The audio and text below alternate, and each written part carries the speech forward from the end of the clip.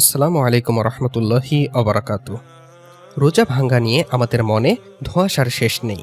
তার মধ্যে অন্যতম একটি ধোঁয়াশা হল রোজা রেখে নাভির নিচের অবাঞ্ছিত লোম বা নখ কিংবা বগলের লোম ইত্যাদি কাটা যাবে না। আসলেই কি রোজা রেখে এগুলো কাটা যাবে না? এই ব্যাপারে কোরআন সুন্নাহ কি বলে, চলুন এ বিষয়ে জেনে নেওয়া যাক।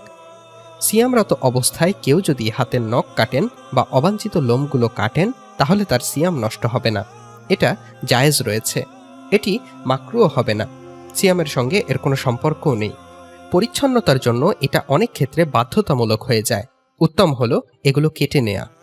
তাই রোজা রেখে হোক আর অন্য সময় হোক, এগুলো একটু বড় হলেই কেটে রাখতে হবে। এগুলো কেটে রাখা সুন্নত বটে।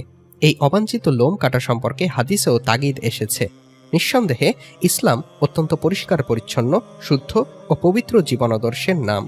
পাক পবিত্রতা ইসলামের এক অনন্য গুরুত্বপূর্ণ অধ্যায়। নবী সাল্লাল্লাহু আলাইহি ওয়াসাল্লাম একে ঈমানের শাখা হিসেবে উল্লেখ করেছেন।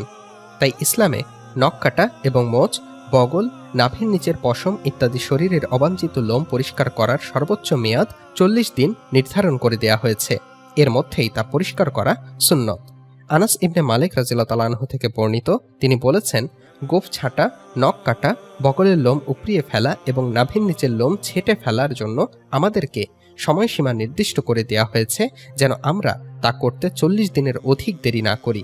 মুসলিম শরীফ অধ্যায় পাক পবিত্রতা, হাদিস নম্বর 487। এই বিষয়ে রাসূলুল্লাহ সাল্লাল্লাহু আলাইহি ওয়াসাল্লাম বলেন, 5টি জিনিস মানুষের স্বভাবজাত বিষয়: খতনা করা, নাভির নিম্নের অবাঞ্ছিত লোম পরিষ্কার করা, বগলের চুল উপড়ানো, নখ কাটা ও গোঁফ ছোট করা। সহিহ বুখারী ও মুসলিম।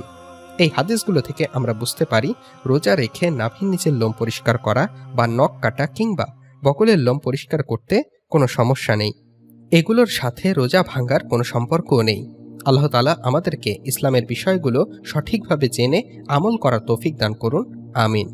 সুপ্রিয় দর্শক, যে বিষয়ে আলোচনা করা হলো সে বিষয়ে ভুল কি ভেঙেছে? যদি ভেঙে থাকে তবে কমেন্ট বক্সে হ্যাঁ লিখে আপনার মতামত জানিয়ে দিন। ভিডিওটি ভালো লাগলে একটি লাইক দিন ও যত পারেন শেয়ার করুন। আল্লাহ হাফেজ।